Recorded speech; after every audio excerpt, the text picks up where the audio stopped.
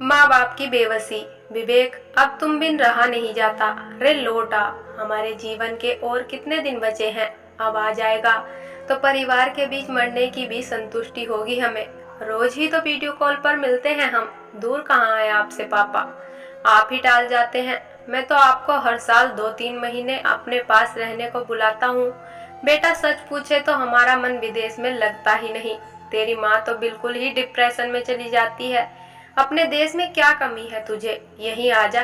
80 वर्ष के उमेश जी का एकमात्र बेटा 10-12 साल से विदेश में ही जॉब करता है। वही की नागरिकता उसने ले ली है। पत्नी भी जॉब करती है, एक प्यारा सा पोता भी है। वह भी अब 10 वर्ष का हो गया है। उमेश और उसकी पत्नी सुनीता जब भी बेटे के पास विदेश गए तो बिल्कुल अकेलेपन में डूब गए। वहाँ की कल्चर और भाषा उन्हें समझ ही नहीं आती।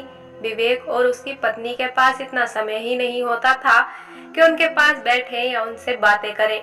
वह तो उनका पोता सोनू पास में रहता था तो किसी तरह 3 महीने काट लिए थे उन्होंने। और वहां से भारत वापस आने पर फिर विवेक और सोनू से मिलने की तड़प उनका जीना मुहाल करने लगी थी।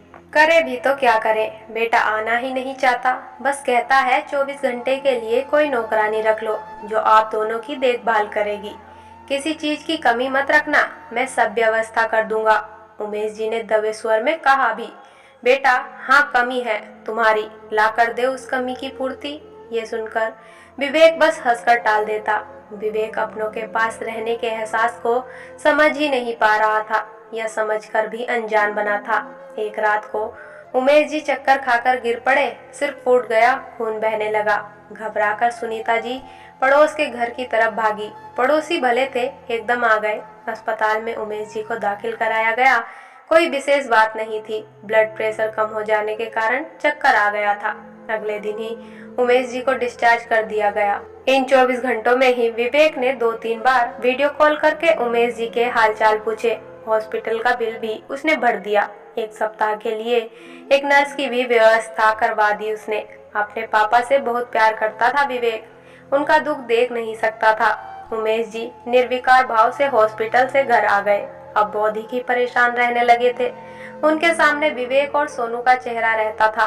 बेबसी में उमेश बाबू टूटते जा रहे थे। अब तो कई दिनों से बेटे का फोन भी नहीं आ रहा था। सुनीता जी फोन मिलाती भी तो कोई उठा ही नहीं रहा था। अनजानी आशंका से उमेश और सुनीता जी ग्रसित हो गए थे। ऐसा कभी नहीं हुआ था कि विवेक का फोन न आए, तो अब क्यों नहीं आ रहा था। किससे जानकारी ले, कैसे करें, कुछ समझ में ही नहीं आ रहा था। अचानक ध्यान आया कि पास के नगर के सोहन जी का बेटा भी विवेक की कंपनी में ही जॉब करता है। इतना ध्यान आते ही उमेश बाबू तुरंत ही सोहन जी के घर की तरफ चल दिए। उनके गांव तक बस जाती थी तो 1 घंटे में ही उमेश बाबू सोहन जी के यहाँ पहुँच गए। सारी बात सोहन जी से बताकर उमेश जी ने उनके बेटे के माध्यम से विवेक की जानकारी करने के बारे में सहायता मांगी। सोहन जी ने उमेश बाबू को सांत्वना दी और पूरी सहायता करने का आश्वासन भी दिया। सोहन जी ने उमेश जी को चाय नाश्ता कराकर उनको शाम तक विश्राम की सलाह दी। वहाँ विदेश में उस समय दिन निकलेगा तो बात सही ढंग से हो पाएगी। अनमने उमेश बाबू कर भी क्या सकते थे। किसी प्रकार रात्रि में सोहन जी का संपर्क अपने बेटे से हुआ और उन्होंने विवेक के बारे में जानकारी करने को बोला।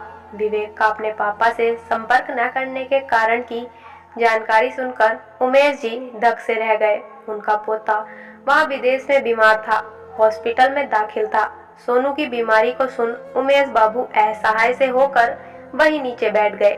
कैसे बेटा बहू सोनू को संभाल पा रहे होंगे। उनका फूल सा सोनू तो मुरझा गया होगा। कैसे पहुँचे उनके पास, क्या करे। विवशता भी मनुष्य को बेबस ही कर देती है। रोने के अतिरिक्त कोई राह दिखाई ही नहीं देती।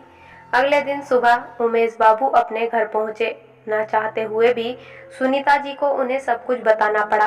अरे सुनती हो सुनीता, अपना सोनू तो हॉस्पिटल में दाखिल है। ये सुनकर सुनीता जी रोती हुई बोली, हम यहाँ हैं, कैसे पहुँचे उनके पास।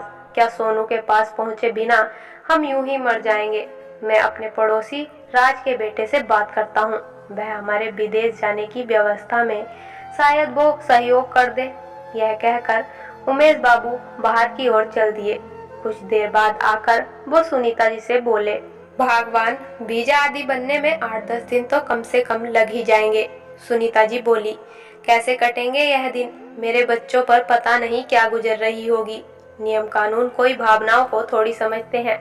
इसी तरह रोते कलपते उमेश बाबू और सुनीता जी को 3 दिन बीत गए। इस बीच विवेक का कोई फोन नहीं आया। बेचैनी बढ़ती जा रही थी। आज उन्हें अपने आप पर ही खींच जा रही थी कि उन्होंने अपने बेटे को विदेश क्यों भेजा था। पर अब क्या हो सकता था जब चिड़िया चुग गई खेत। उमेश बाबू और उनकी पत्नी सुनीता की आंखों के आंसू तो सूख ही गए थे। पानी बचा ही नहीं था। जो आंसू आते पर अपनी पीड़ा को वह कहाँ लेकर जाते। तीसरे दिन ही अचानक सुबह सुबह दरवाजे की घंटी बजी। हड़बड़ाकर दरवाजा खोला तो सामने विवेक सोनू को गोद में लिए खड़ा था। साथ में बहू भी थी।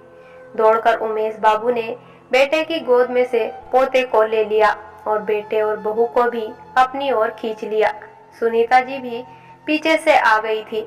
मुंह से कोई भी नहीं बोल पा रहा था, पर भाव एक दूसरे के प्रति उमड़ रहे थे। घर के अंदर किसी प्रकार आकर विवेक बोला, पापा मैं आ गया हूँ आपके पास, अब नहीं जाऊंगा कभी भी। जानते हैं पापा, सोनू के गंभीर बीमार होने पर हम तो अकेले रह गए। सब कुछ हमारे पास था पर परिवार नहीं था। आप नहीं थे पापा, मम्मी नहीं थी। तब समझ आया बिना अपनों के तो कुछ भी नहीं है। अब हम यहीं रहेंगे पापा, आपके पास रहेंगे, आपसे दूर नहीं जाएंगे।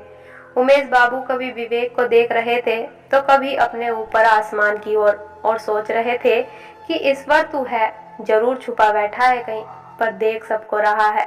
तभी तो मेरे विवेक को मेरे पास भेज दिया। सब बहुत खुश थे। विवेक ने यहीं पर अपना बिजनेस शुरू कर लिया। पति पत्नी मिलकर बिजनेस करने लगे और सोनू का भी अच्छे स्कूल में एडमिशन करा दिया गया। उमेश जी और सुनीता जी भी अपने बच्चों के साथ आज बहुत खुश थे।